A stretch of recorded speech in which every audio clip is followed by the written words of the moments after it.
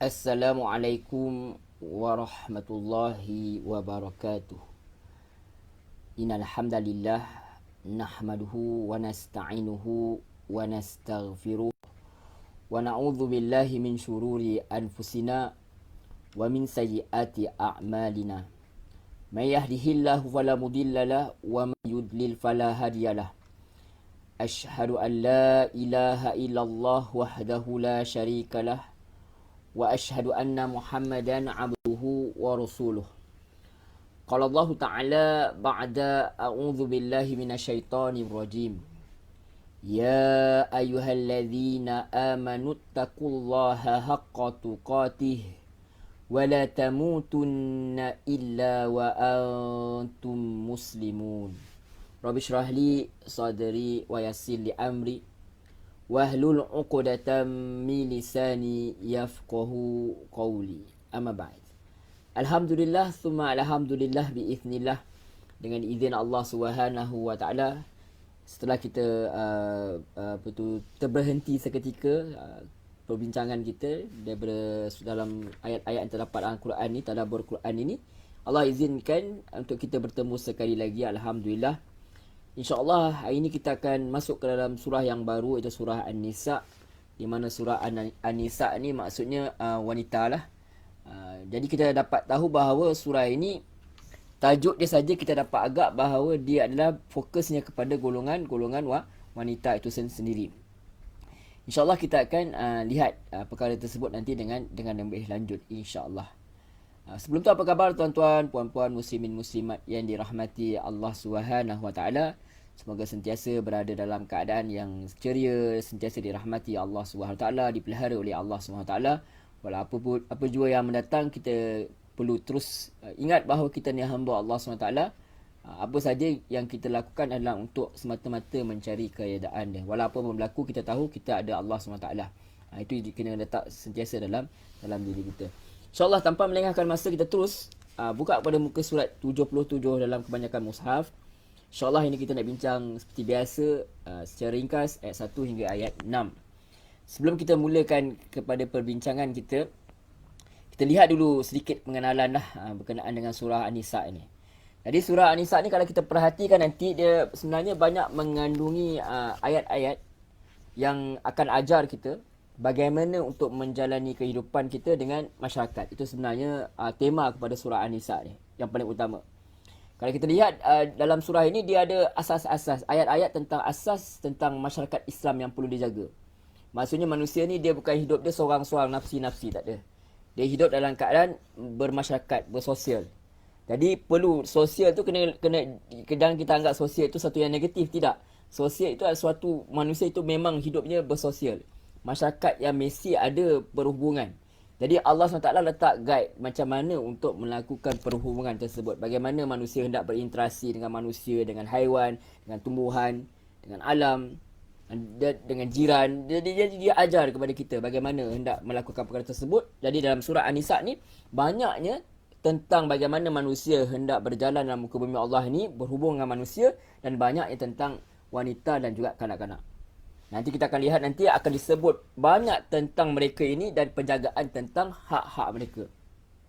Jadi ini sebenarnya sangat penting sebenarnya surah ini, sebab kerana golongan-golongan yang disebut tadi itu selalunya mereka tak dapat hak mereka.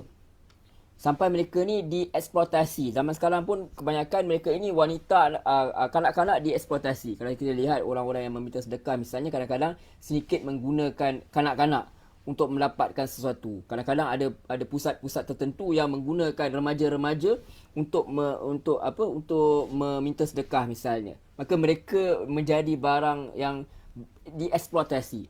Jadi Allah SWT tunjukkan lama dah sebenarnya, pada zaman Rasulullah lagi, bahawa bagaimana sebenarnya untuk manusia ini berinteraksi kepada mereka ini. Perlu diberi jaga hak-hak mereka.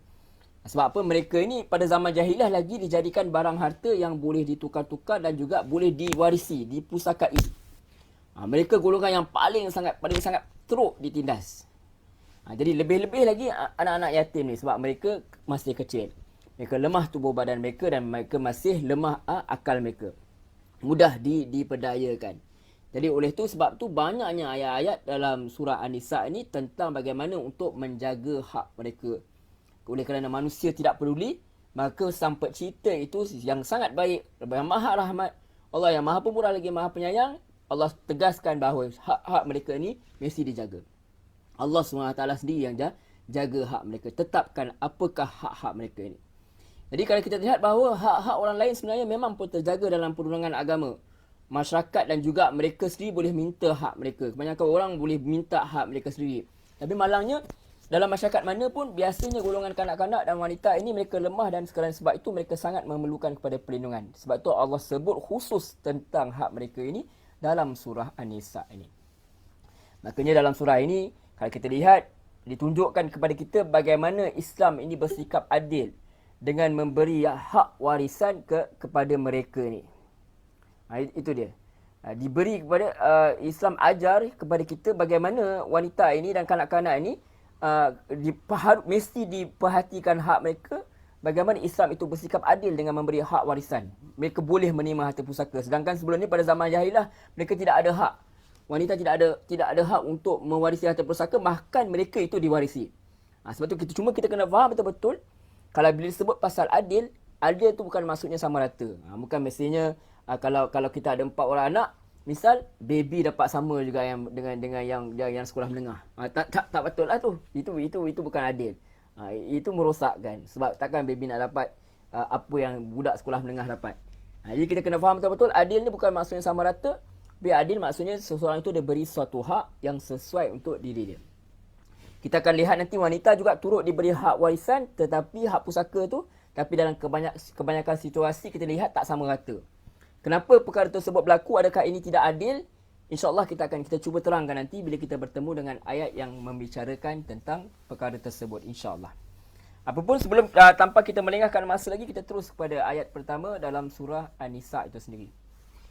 A'udzubillahi minasyaitonirrajim. Aku berlindung kepada Allah daripada godaan syaitan yang direjam. Bismillahirrahmanirrahim. Dengan nama Allah yang maha pemurah lagi maha penyayang. Ya ayyuhan nasu taqu rabbakumul ladzi khalaqakum min nafsin wahidah wa khalaqa minha zawjaha wa batha minhuma rijalan katsiran wa nisaa. Wattaqullaha alladzi tasaaluna bihi wal arham. Innallaha kana 'alaikum raqiba.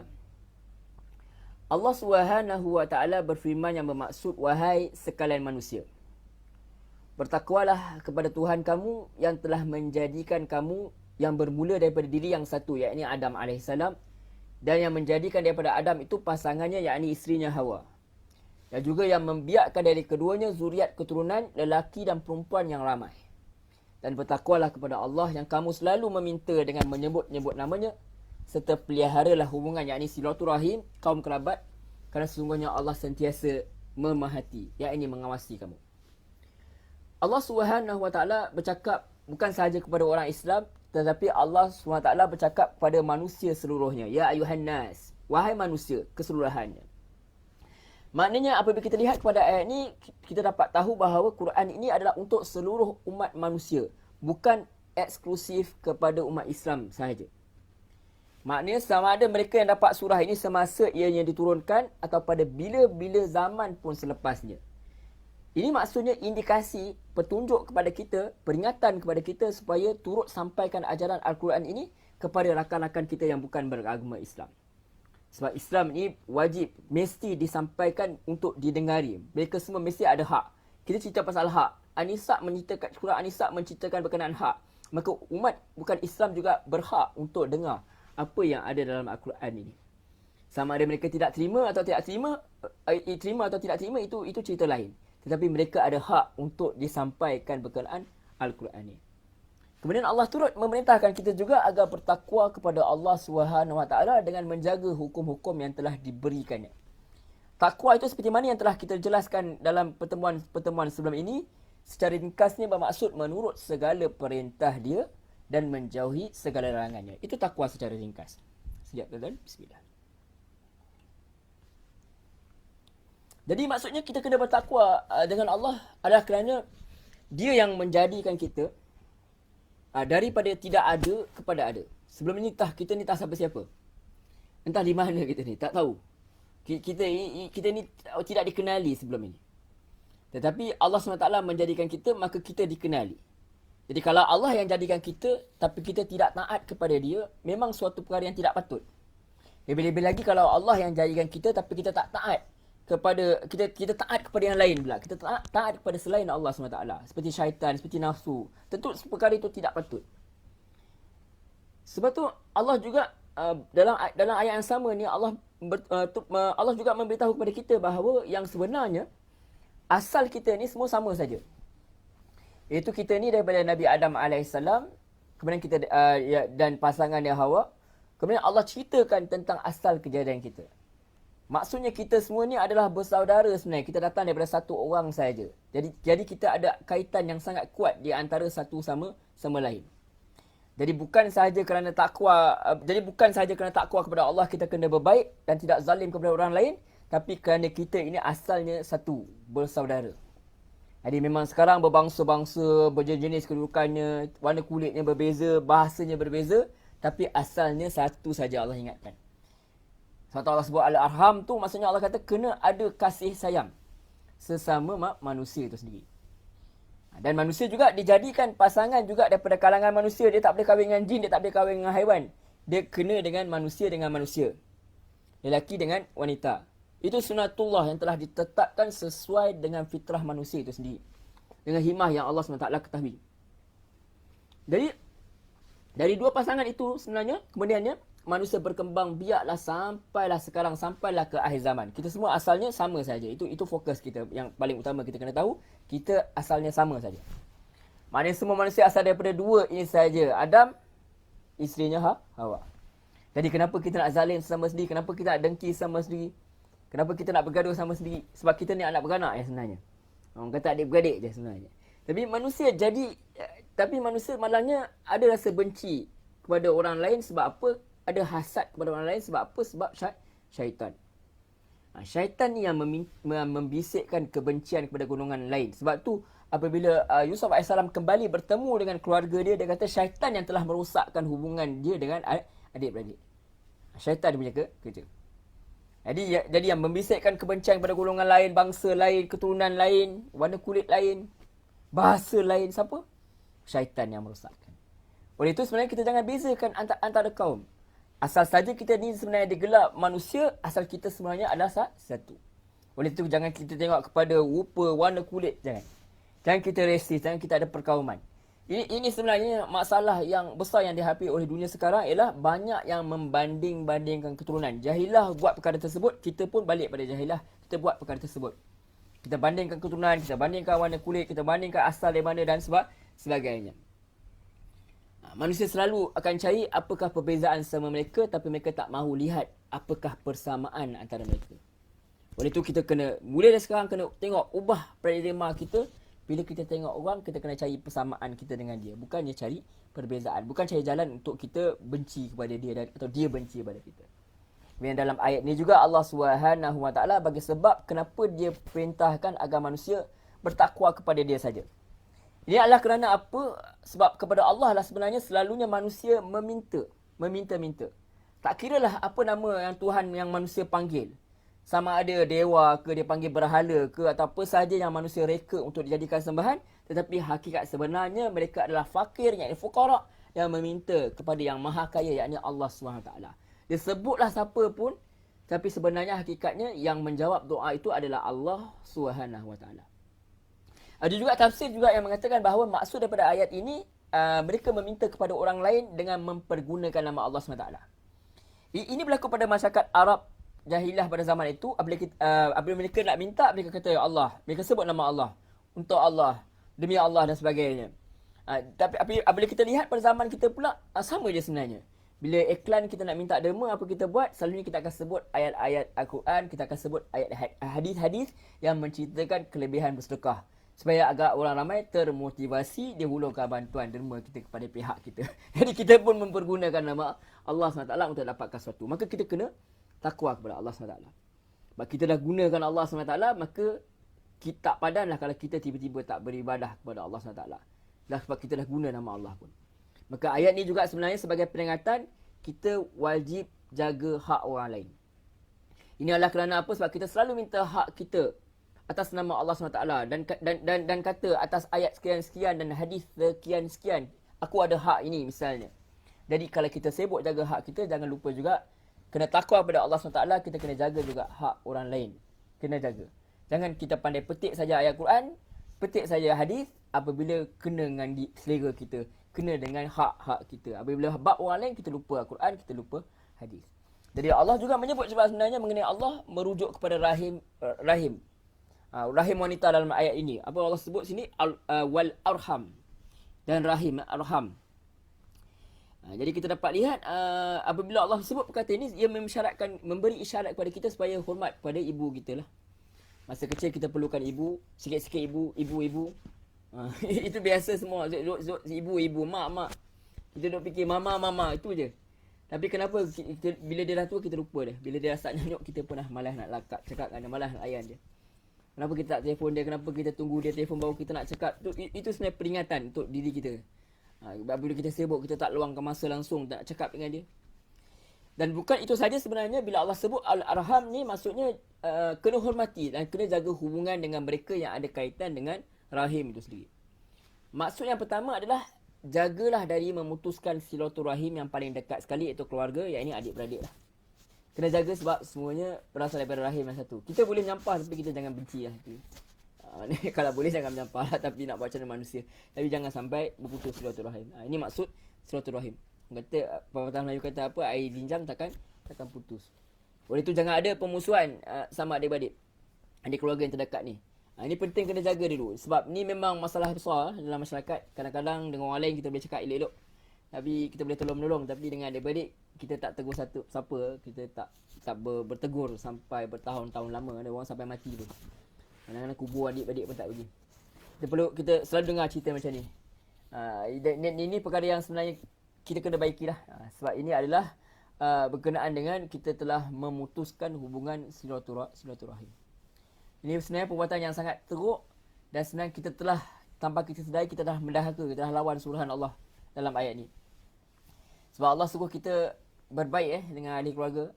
Tapi kadang kita kelahi sampai kita keduri kendara pun kita datang, kita tak jenguk dia sakit, mati pun kita tak ziarah kubur dia. Nak hulur duit lagi lah, jauh sekali. Jadi kita sebenarnya ikut ajaran mana? Kalau kita mengaku kita ikut Quran Sunnah, kita kena ubah lah. Sebab Allah kata hadis riwayat Bukhari, yang bermaksud barang siapa yang beriman kepada Allah dan hari akhirat, hendaklah dia sambung tali silaturahim.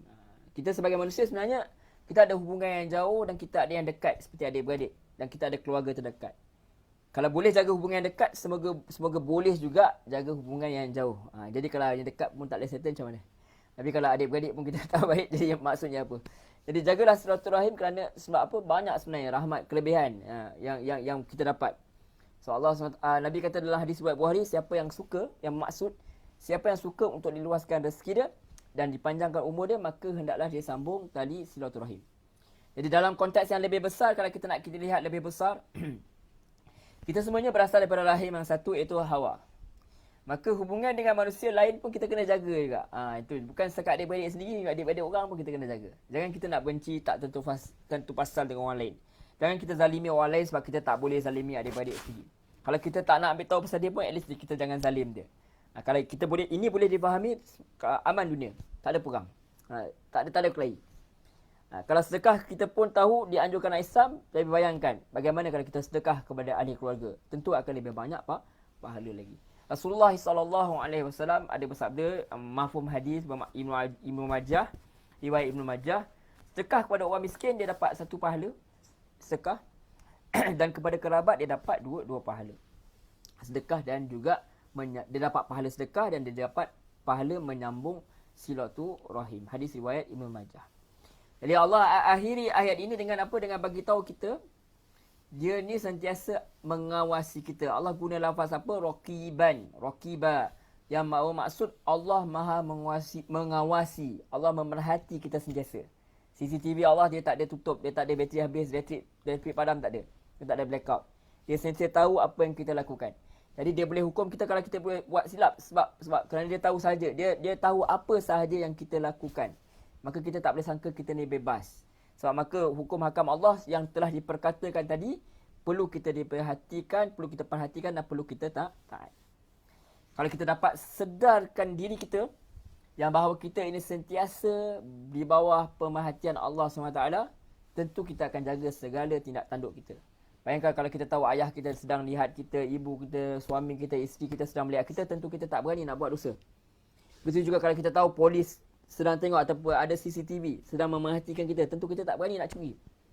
Maka cuba sedar, kita cuba kena buat macam kita kena usaha untuk buat bahawa Allah sedang memerhatikan kita. Sebab tu dalam sebuah hadis sahih disebutkan bahawa u'budillaha ka'annaka tarah fa illam takun tarah fa innahu yarak. Yang bermaksud sembahlah Tuhanmu, beribadahlah kepada Tuhanmu seakan-akan kamu melihat dia. Jika kamu tak mampu melihatnya, sesungguhnya dia melihat kamu. Jadi kita tahu sebenarnya ada hukum dan undang-undang yang telah diberikan dalam Al-Quran dan itu semua boleh dijalankan di mahkamah. Sesiapa yang hak yang telah dilanggar, kita boleh adu kat mahkamah. Tapi kalau kita lihat dalam konteks surah An-Nisa ni, bagaimana dengan kanak-kanak dan wanita? Bagaimana dengan orang yang tertindas, yang tak ada duit, yang tak ada peluang untuk mengadu kepada mahkamah? Maka kerana itu Allah ingatkan yang dialah yang sentiasa, dialah hakim yang kita kena sentiasa rasa dia mengawasi kita. Kadang-kadang mungkin kita zalimi hak orang, kita kata tak apalah, dia bukan ada duit nak lawan kita, kita lawyer power.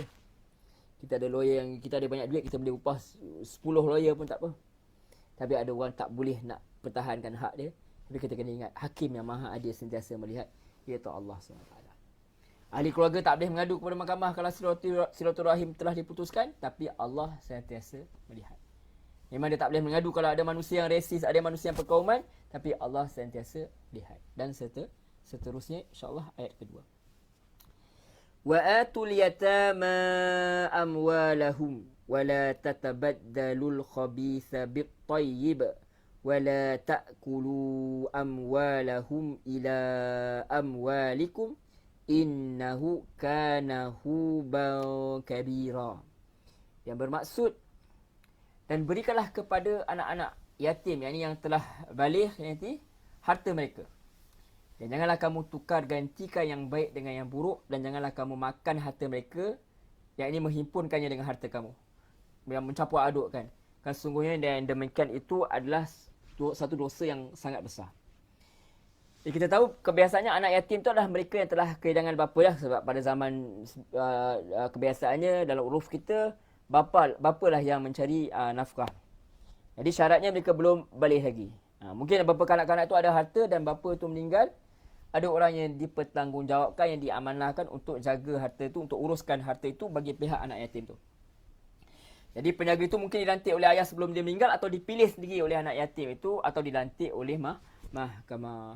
Jadi semasa anak yatim dalam jagaan orang yang diamanahkan untuk jaga dia, maka gunakanlah harta peninggalan emak ayah dia tu untuk besarkan budak tersebut.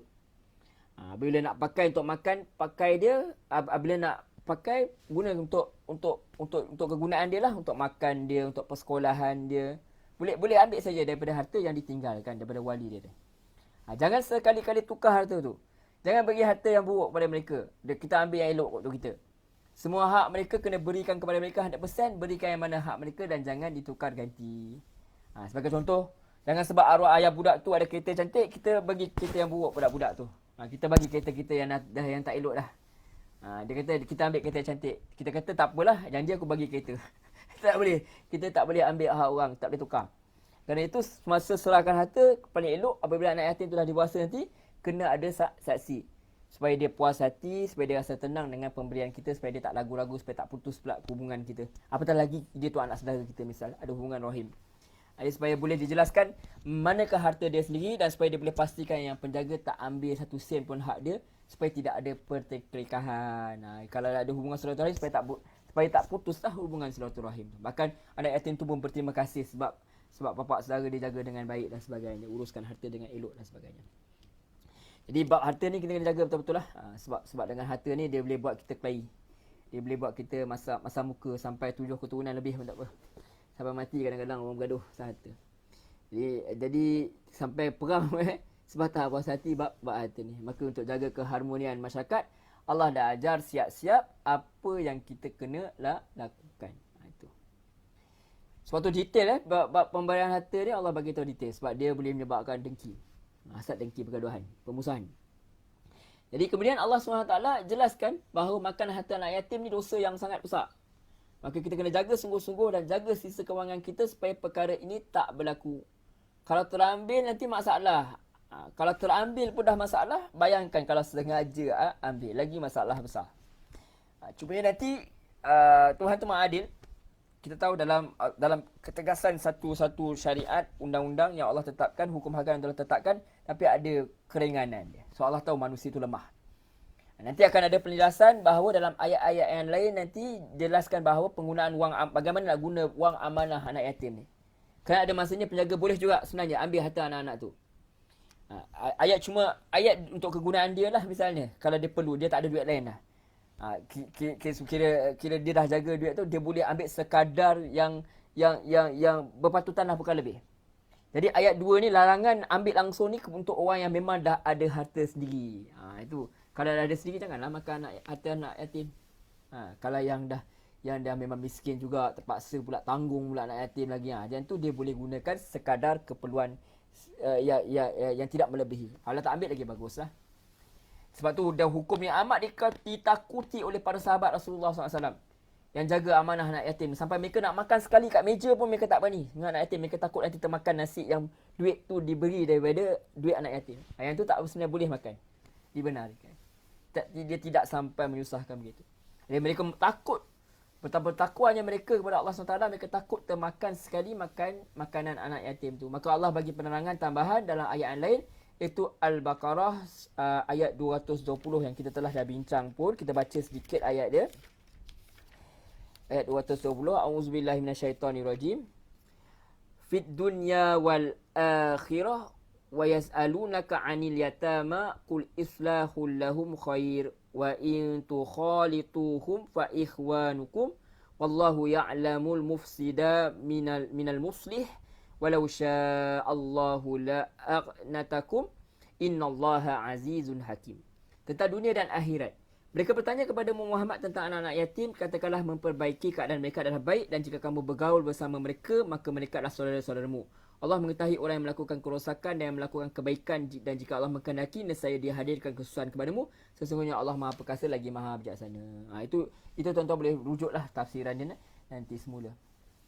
Okay, kita terus pada ayat 3.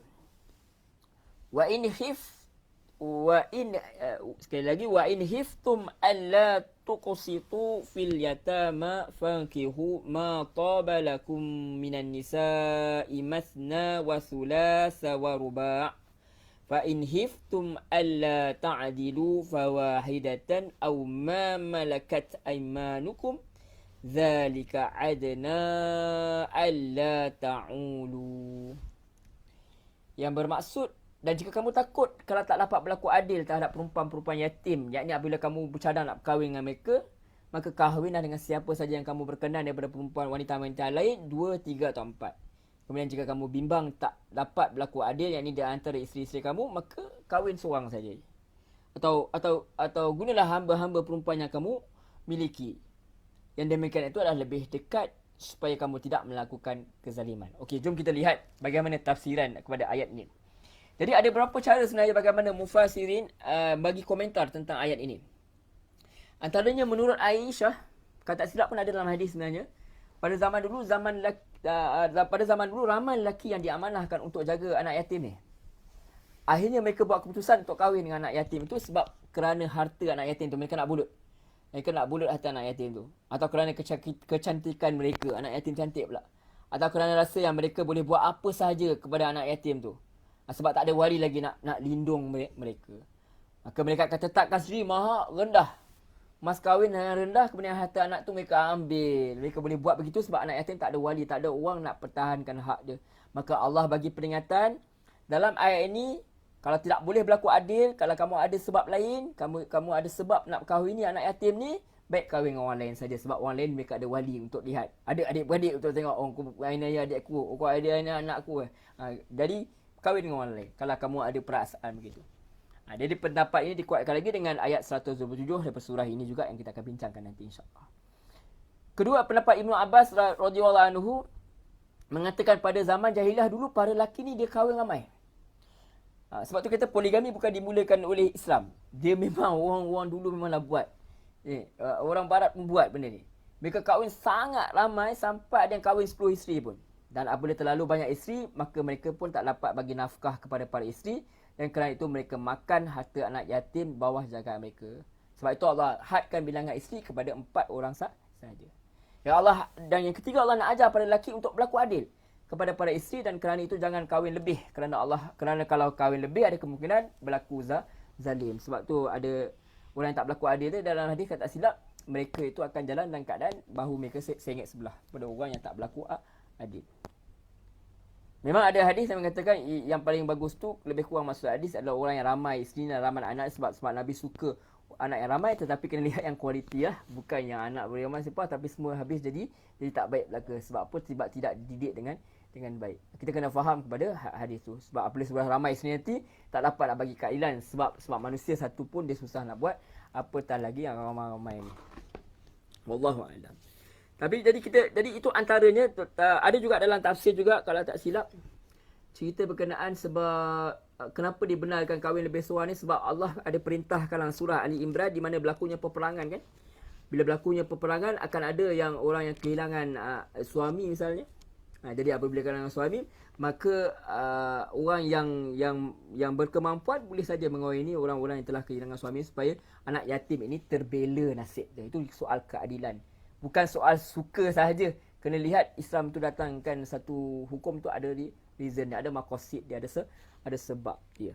Wallahu alam. Jadi sebab tu Allah cakap awal-awal manusia ini bersaudara, maka apabila bersaudara Allah tidak jaga satu hak saja, wanita seorang saja, Allah menjaga hak semua wanita. Jadi cuba kena kembali kepada ayat bahawa kita adalah bersaudara, maka bolehlah kita ini tolong-menolong di antara satu sama lain, menjaga kebajikan orang lain. Wallahu alam. Dengan syarat mampu berlaku adil. Itu dia punya tema utama dalam surah An-Nisa itu sendiri. Wallahu a'lam.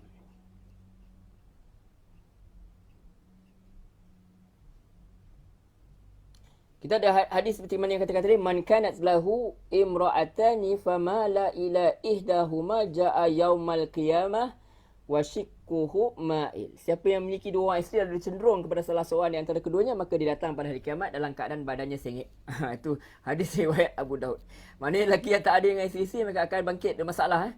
Di hari kelak dengan tubuh mereka sengit sebelah. Kalau orang tengok ada lelaki yang sebegitu di hari kelak, kita tahulah bahawa lelaki ni dia tak adil kepada isteri-isteri dia. Jadi kalau satu isteri pun tak mampu, berlaku adil. Maka tak perlu kahwin dengan wanita mereka, tapi kahwin dengan hamba sahaya misalnya. Kalau kahwin dengan wanita serta hamba, hukum kewajiban terhadap mereka berlainan. Dan dibenar juga melakukan hubungan dengan hamba perempuan yang dimiliki dengan syarat-syarat tertentu. Itu antaranya ialah hamba yang dibenarkan memiliki adalah mereka yang ditangkap dalam peperangan jihad dan dibahagikan kepada para mujahidin dan sebagainya lah. Wallahu a'lam. Sikit. Sebab Allah kata yang itu lebih dekat untuk mencegah supaya kamu tidak berlaku zalim. Apabila berlaku zalim, maksudnya kalian telah melakukan zalim kepada isteri, berlaku zalim kepada saudara sendiri lah. Sebab isteri itu sendiri adalah datang daripada diri kalian. Kita adalah yang datang daripada yang satu, maka kita telah menzalimi diri kita sendiri. Apabila kita telah menzalimi isteri, maksudnya kita telah menzalimi diri kita sendiri. Allahu a'lam. Okey, kita terus secara ringkas ayat yang seterusnya. Wa atun nisaa sadaqatihinna nihlah fa in tibna lakum an shay'in minhu nafsa fakuluhu hani'am mari'a. Ini hukum yang seterusnya. Allah SWT peringatkan, dan berikanlah kepada perempuan-perempuan, wanita-wanita itu, sebab dah terlanjur cerita pasal perkahwinan, maka Allah SWT lanjutkan pula pasal perkahwinan. Itu menariknya Al-Quran ni sebenarnya ada kesinambungan. Kalau orang tak faham, kenapa sekejap cerita macam ni, sekejap cerita pasal ni, sebab kita tak faham. Sebab kita tak biasa dengan Al-Quran, kita rasa macam Quran ni tak konsisten. Quran ni macam main sedap cakap je. Tiba-tiba cerita pasal anak yatim, tiba-tiba cerita pasal kahwin 2, 3, 4, tiba-tiba cerita pasal mas kahwin. Tak semuanya sebenarnya kalau kita lihat, perhati betul-betul ada kaitan. Ada munasabah ayat di antara ayat lain, ada kaitan dia. Sebab dah cerita pasal perkahwinan, maka cerita pasal mas kahwin. Dah cerita pasal hak anak yatim, jangan kamu aniaya anak yatim yang wanita ini, maka apa yang kamu buat ialah bila berkahwin kena bagi mas kahwin. Dan berilah kepada perempuan-perempuan itu mas kahwin mahar mereka sebagai pemberian yang penuh kerelaan. Kemudian jika mereka dengan sukarela atau suka hatinya memberi kepada kamu sebahagian daripada mas kahwin, maka makanlah, gunalah pemberian yang halal itu sebagai nikmat yang lazat bagi yang lagi baik kesudahan dia. Itu dia. Jadi Allah kata kat sini saduqatihinna. Diambil kalimah sadaqah yang maksud benar. Jadi pemberian mahar itu menjadikan pernikahan itu pernikahan yang benar. Menjadikan pernikahan itu sah, halal di sisi syarak. Dalam bahasa Melayu kita panggil mahar tu mas kahwin. Atau sebagaimana sedekah itu daripada keikhlasan hati, maka pemberian mahar juga hendaklah ikhlas dan sukarela daripada suami kepada isteri, tak boleh diungkit-ungkit. Dari perkataan inilah digunakan bila memberikan hadiah atau pemberian kepada wanita. Ia adalah hadiah kasih sayang. Selalunya orang lelaki bagi hadiah sebagai tanda kasih sayang. Oleh sebab itu pemberian mahar itu mesti diberi dengan mesralah, dengan kasih sayang. Bukan dengan perasaan yang kedekut, bukan perasaan benci atau Allah terpaksa habislah duit ASB aku kan. Jangan macam tu. Jadi Ali Ibnu Talha riwayat daripada Ibnu Abbas bahawa yang dimaksudkan dengan islah nihlah dalam ayat ini adalah mahar. Wallahu alam. Itu antaranya berkenaan ni, tuan-tuan boleh rujuk dengan lebih lanjut lah daripada orang-orang yang lebih pakar dalam bidang fiqah ni lah. Jadi mahar ni secara ringkas sepatutnya jadi hak seorang isteri. Oleh itu sepatutnya wang tu disimpan oleh wanita. Bukan untuk family yang tetapkan, tapi wanita tu sendiri yang tetapkan dan dia yang ambil. Boleh diguna sebagai belanja dia. Boleh diguna sebagai kegunaan kecemasan dia kalau apa-apa yang terjadi dekat suami dia. Tapi kalau mahal tu, kalau yang RM12.50 saja, dia tak jadi apa lah. RM12.50, top up pun RM10, habis gitu saja. Dia mahal sepatutnya yang ditetapkan oleh isteri lah, yang boleh dia simpan. Untuk keadaan kecemasan ke, dia nak beli emas ke, nak buat simpan ke, itu dia punya pandai dia lah, hak dia. Okey? Jadi itu antara sebenarnya lah. Tapi kalau mereka nak bagi, yang kata tak apalah, halal lah untuk suami sendiri, yang itu tak ada masalah. Kalau si isteri dengan rela hati nak bagi bahagian dia kat suami dia, maka seorang suami boleh ambil balik pemberian dia. Ni tak kira buruk siku lah, tak kira anjing yang menjilat muntah dia, tak ada. Sebab tak termasuk larangan mengambil balik hadiah sebab dengan kerelaan isteri. Itulah jadi hukum lain lah, hukum sedekah daripada isteri yang bagi hadiah daripada isteri. Hadiah tu menimbulkan kasih sayang. Baik, itu secara ringkas. Ini hak yang ada pada wanita yang Islam jaga. Orang kalau tengok ayat Nisa kata, lah jaga hak wanita, apa cerita pasal poligami ni? Dia jangan lupa yang nak dipoligami tu wanita juga. Dan Islam bukan jaga wanita seorang, Islam jaga ke semuanya supaya wanita ni tidak dieksploitasi, supaya wanita ini tidak melarat sehingga terpaksa dia tak ada orang jaga dia, nauzubillah, ada orang melacur dan sebagainya. Sebab apa? Sebab hidup susah semata-mata nak dapat susu anak, terpaksa melacur. Jadi Islam tak nak perkara tersebut. Mesti ada orang yang sanggup untuk berpoligami, dan orang yang rela, wanita yang rela. Sebab apa? Supaya manusia ini terjaga. Sebab jangan lupa kita ni bersaudara. Itu antara dia. Soal tak nak ke tak nak, itu lain cerita lain. Tapi soalnya hukum itu ada untuk menjaga maslahat ummah, dan dia akan sentiasa relevan sampai ke akhir zaman. Itu kita kena yakin betul-betul. Okey, kita teruskan. Wala tu'tus sufaha, ayat 5, wala tu'tus sufaha amwalakum allati ja'alallahu lakum qiyaman warzuquhum fiha waqsuhum wa qulu lahum qawlan ma'rufa. Seterusnya Allah SWT berfirman yang bermaksud ayat 5, dan janganlah kamu berikan, yang ini serahkan kepada orang-orang yang belum sempurna akal dia, akan harta yang mereka yang ada dalam jagaan kamu.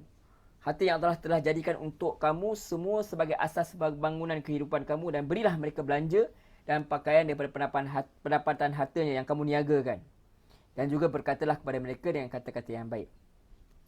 Jadi peliharalah harta yang kamu telah lantik menjadi penjaga ni. Selalunya penjagaan anak yatim dilantik oleh mahkamah. Jadi sebab ini kadang-kadang seorang yatim dia punya harta yang ditinggalkan oleh wali, tapi sebab dia tak cukup umur, dia tak cukup akal untuk jaga, maka mahkamah akan lantik satu orang untuk jaga, untuk uruskan harta tersebut. Jadi sebagai penjaga amanah, sepatutnya hendaklah dijalankan amanah itu dengan sebaik mungkin. Jangan sebab sayang atau kasihan kat anak yatim, maka terus bagi harta kat dia, harta kat budak tu tak boleh handle, habis harta tu. Kalau besar dia tak boleh buat apa dah. Jadi penjaga amanah ni kena ditugaskan untuk jaga harta uruskan harta tu, kadang-kadang dengan cara tidak berikan harta itu juga termasuk sebagai jaga harta. Dia boleh niagakan dan sebagainya, hasilnya dia boleh bagi dekat budak tu untuk membesarkan budak tu, untuk pendidikan dan sebagainya. Maka walaupun harta tu hak mereka, tapi Allah SWT sebutkan harta kamu merujuk kepada harta semua yang terlibat. Segala harta itu merupakan pemberian daripada Allah kepada manusia untuk digunakan sebagai kelangsungan hidup dan kegunaan di masyarakat. Oleh sebab itu, dia tak boleh dibagikan begitu saja kepada mereka yang tidak bertanggungjawab atau tidak berkemampuan untuk menguruskannya.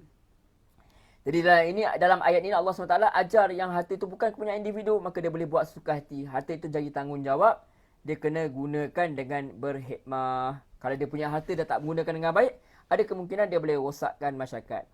Dalam ayat ini juga Allah SWT ajar, jangan serahkan harta itu ke anak-anak yatim tu kalau mereka belum sedia.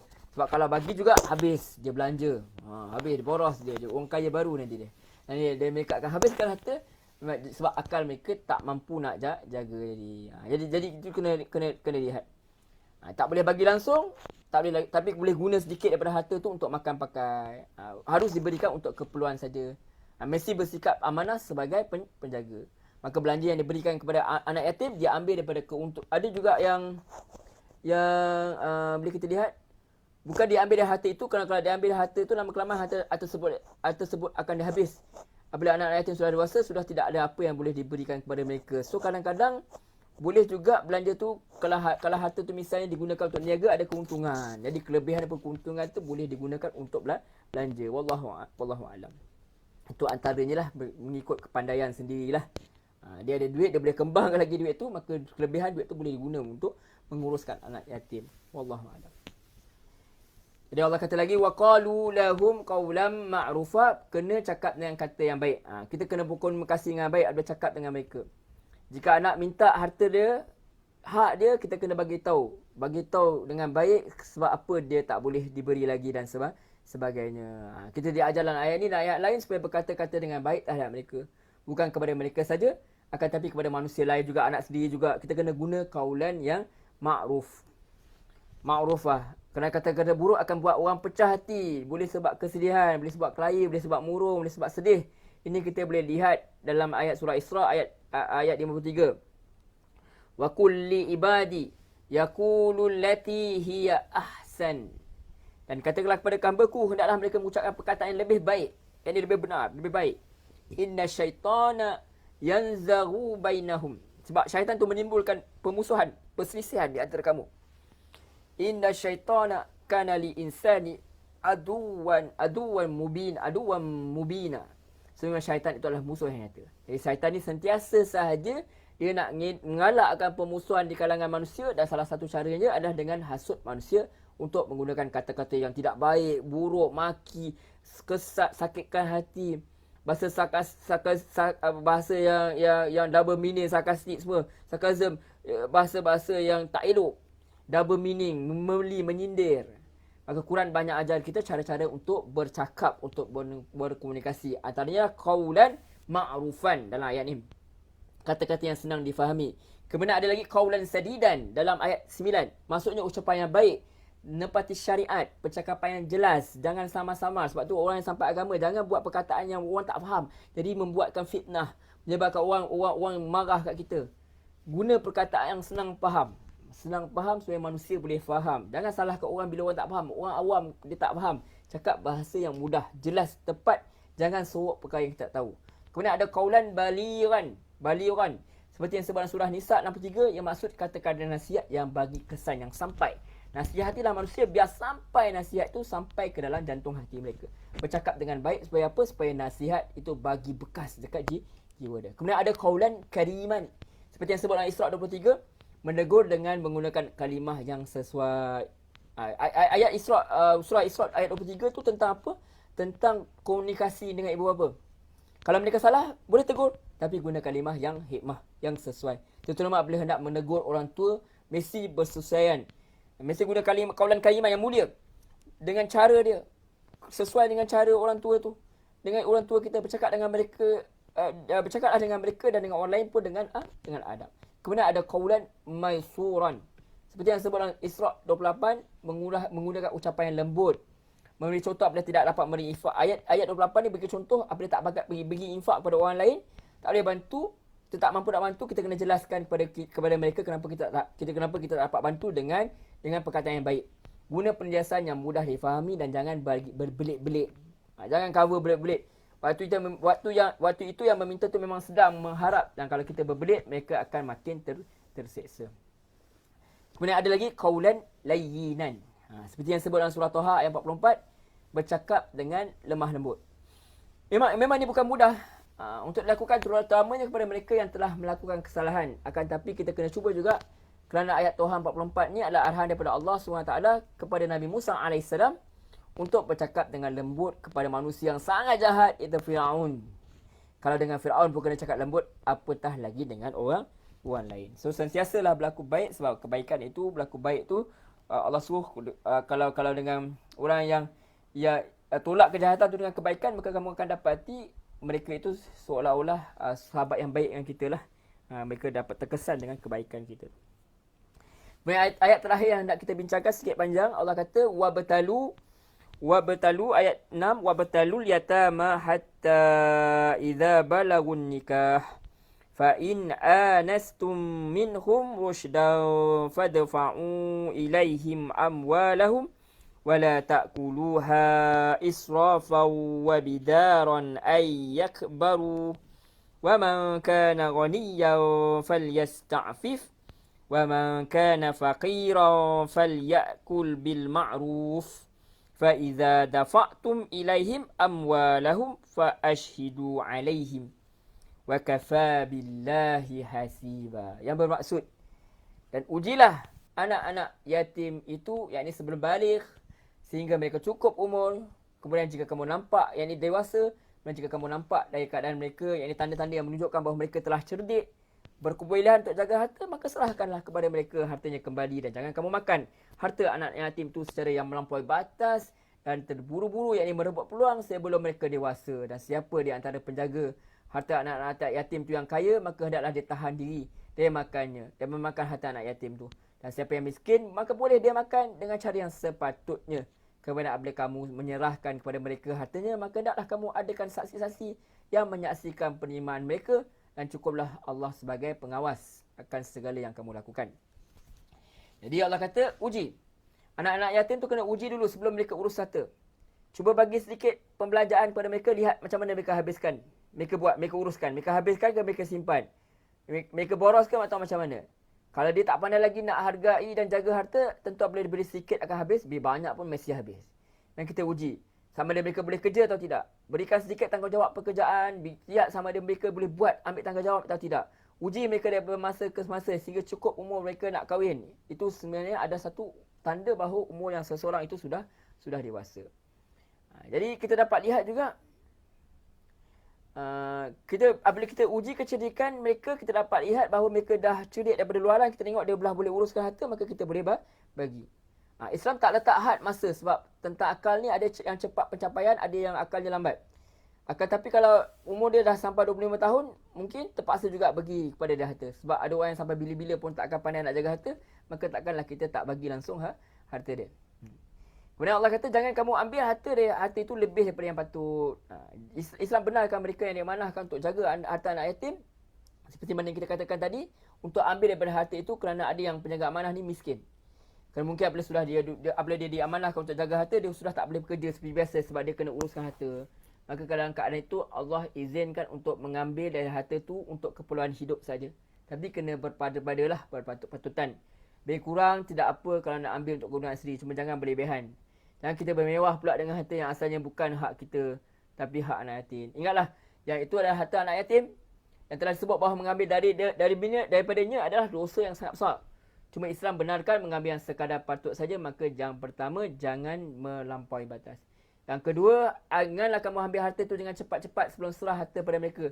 Jangan dia fikir nak ambil peluang sementara boleh. Itu sebelum anak yatim dewasa, kita belanja habis-habis. Sebab kerana ada orang teringat yang setahun lagi anak tu akan dewasa, maka nak kena cepat-cepat ambil harta itu dalam masa setahun juga.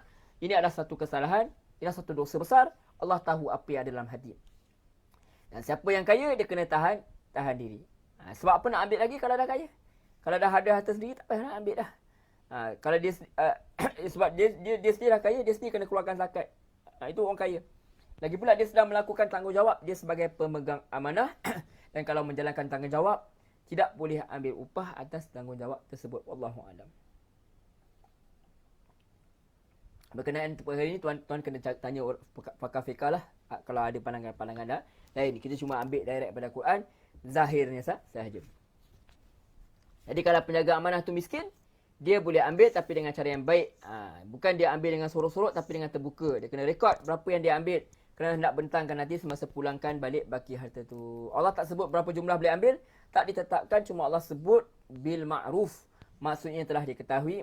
Maknanya dia sendiri pun sudah tahu. Itulah jumlah sesuai. Mengikut keadaan tempat dan keperluan orang yang baik akan tahu berapa banyak yang patut-patut. Wallahu a'lam.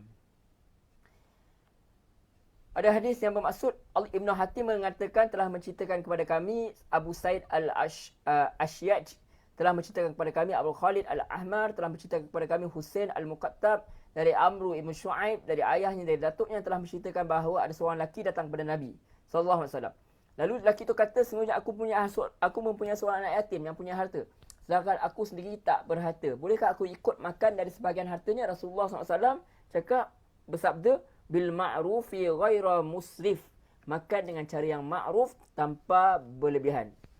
Jadi Imam Abu Daud, Imam An-Nasai dan Imam Ibn Majah meriwayatkan melalui hadis Husain al-Mu'allim hadis tersebut.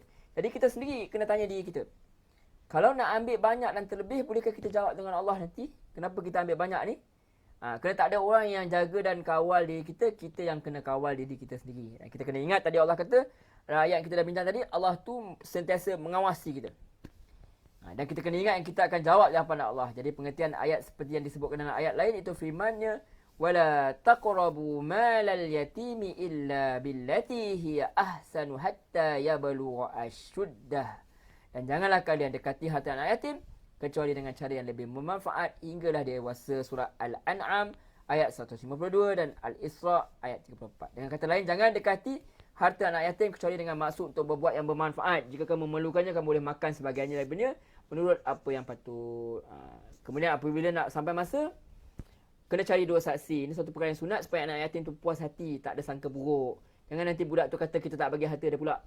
Boleh dibentangkan berapa banyak telah gunakan, berapa banyak tinggal, berapa banyak telah dilaburkan dan maklumat-maklumat lain. Wa kafa billahi hasiba. Allah tutup dengan cantik sekali ayat 6 ni.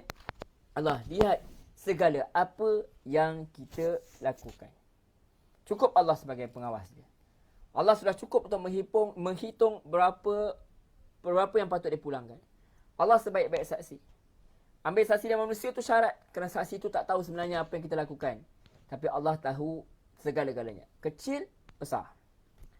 Allah nak beritahu bahawa sebagai penjaga, kita kena jujur, kena ikhlas.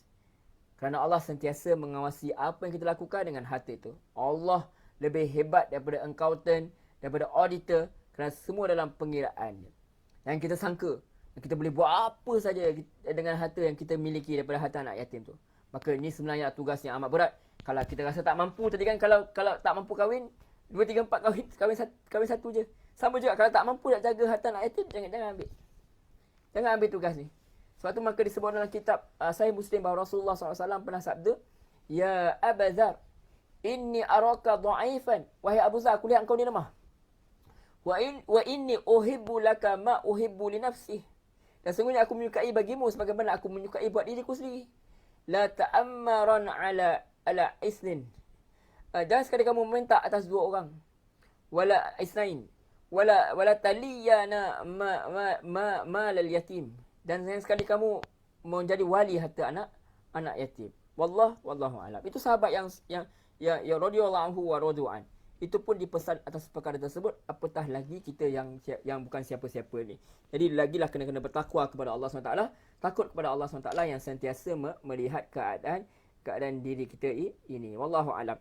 Jadi ringkasnya seperti mana kita bincangkan, ini ada ayat berkenaan wanita, anak yatim pun yang lemah, yang wanita juga, yang terutamanya wanita, dan juga berkenaan dengan hak-hak mereka yang perlu dijaga. Sebab apa kita kena bertakwa kepada Allah SWT. Ikut Allah SWT ni bukan sekadar solat, puasa dan sebagainya. Ikut Allah SWT termasuk memberi hak kepada wanita dan juga kanak-kanak.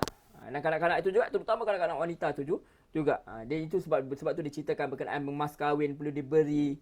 Kalau nak kahwin ni mereka perlulah berlaku adil, jangan sampai mereka dianiaya dan sebagainya. Tak boleh kahwin kerana nak menganiaya orang, nak ambil harta, nak bulut harta wanita tersebut, harta anak yatim tersebut. Tidak boleh perkara itu dilarang dalam agama. Dan kita kena jadi orang yang bermaruah lah, orang yang sentiasa menegakkan keadilan. Itu yang sebenarnya yang dia nyatakan dalam surah An-Nisa ini. Dan ia tak soal pun sebenarnya, tak ada soal pun menindas wanita sebagainya. Sebenarnya sebab apa? Hak-hak telah diberikan kepada lelaki dan hak juga telah diberi kepada wanita bersesuaian dengan mereka itu sendiri. Wallahu alam. Kalau kita belajar betul-betul surah An-Nisa ni, insya-Allah kita akan nampak keadilan Islam itu. Kita kena jernihkan hati untuk kita kaji dengan lebih lanjut. Wallahu alam. Saya rasa cukup dulu setakat ini. InsyaAllah kita jumpa lagi minggu depan dalam surah yang sama, dalam muka surat yang seterusnya, muka surat 78, insyaAllah ayat 7 hingga ayat 11. Mudah-mudahan Allah izinkan segala yang baik itu datang daripada Allah. Apa yang tersalah itu saya mohon ampun dan maaf. Kalau ada kata-kata yang mengguriskan hati, saya tidak mahu maksud melakukan perkara tersebut, saya minta maaf banyak-banyak. Dan saya juga mohon ampun daripada Allah SWT atas apa saja kesalahan. Kalau tuan-tuan nampak ada kesalahan, tinggalkan mana yang salah, ambil mana yang benar. Segalanya mudah-mudahan Allah memberi rahmat kepada kita semua, memberikan jarannya syurga firdaus kepada kita semua. Jaga diri baik-baik, insya-Allah kita jumpa lagi. Kita tutup dengan tasbih kafarah. Subhanakallahumma wa bihamdika asyhadu an la ilaha illa anta astaghfiruka wa atubu ilaik. Wa sallallahu ala Muhammad wa ala alihi washabihi wasallam. Walhamdulillahirabbil alamin. Wassalamualaikum warahmatullahi wabarakatuh. Terima kasih banyak tuan-tuan, puan-puan, muslimin, muslimat, rahmati Allah.